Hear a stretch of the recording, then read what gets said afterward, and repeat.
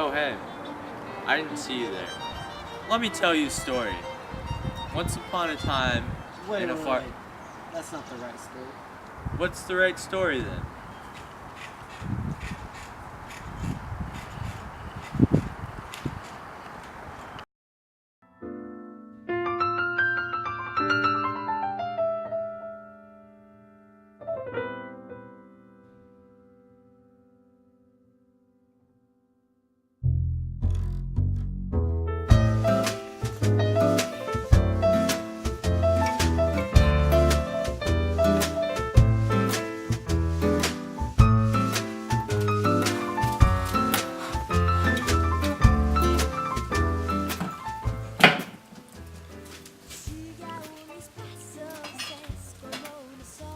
Now, I bet you're wondering what the absinthe drinker is.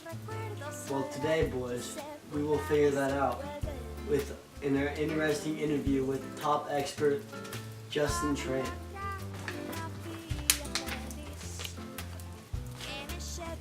The first question we have for Justin is, who is Edouard Monet?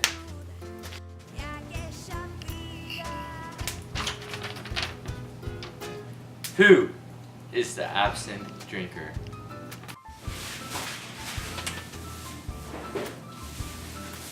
Next question is, what work went into the replication?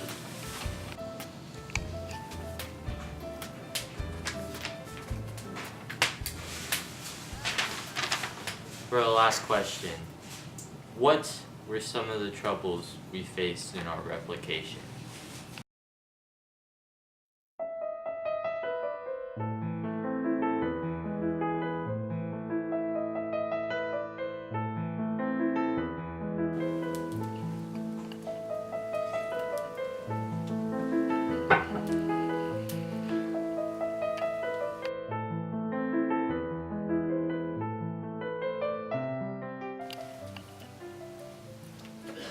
Hold on, let me find the page real quickly.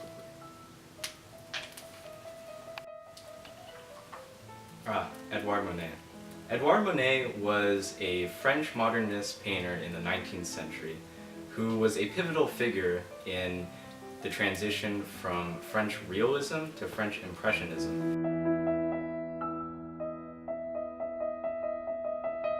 So the figure in The Absinthe Drinker is a wealthy aristocrat that seems to have drunk a lot of absinthe, which is a strong alcoholic beverage at the time, and it sort of goes to demonstrate that he was struggling with a dark and moody past and or experience that he faced, and with that came a lot of trauma for him, so thus he is required and or must drink the absinthe to really cope with his problems.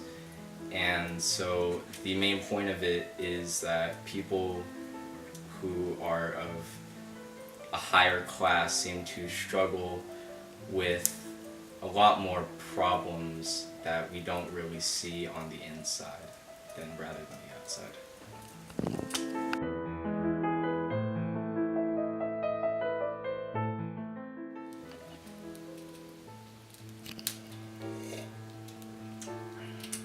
So now we're going to go to our creative director, Grace Vavak, about the whole replication process.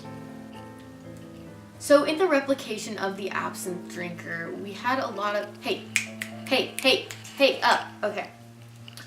We had a lot of struggles and we had a lot of things that went well. So breaking down the painting, in the middle of the painting we had our model, and he was wearing a plain white undershirt with a heavier brown jacket wrapped in a brown blanket with khakis on, and some smaller details were his blue socks, the black shoes, and then the box he was leaning against was something we borrowed from a local business that we got panels to go over it to spray paint with acrylic paint, spray paint, and we used a just normal glass that we mixed milk and green food coloring to get the color that we needed for the drink. And then we went ahead and spray painted the bottle on the ground so it was a darker black color. So another thing we did to start off the process was we had to get the model ready with makeup. So we started with a light base of foundation, went in with some concealer, powder, and then to make the beard kind of shadow he had, we went in with the Too Faced bronzer palette and also the Urban Decay Smoky Eye palette that we used the darker brown color to get the shading right and to get the sideburns as well.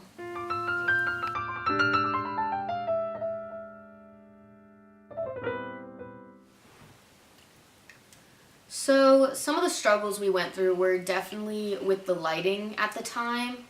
We did this project at night, so it was darker in the basement we were in. And we did this painting in almost pitch black. We had one flashlight shining on a Birkenstock sandal that you can see in the left side of the painting. There's a little arch shadow. So we had a flashlight on the Birkenstock to reflect that shadow, and then one flashlight behind my head while taking the picture to get a little bit more brighter on the actual model's face. So that was definitely a struggle to figure out. We had a lot of different ideas to get it that way, and none of them really worked until we got to that one. Some other struggles we faced were the brown blanket around the model wouldn't stay how we wanted it to, so we had to end up taping it together, and so yeah.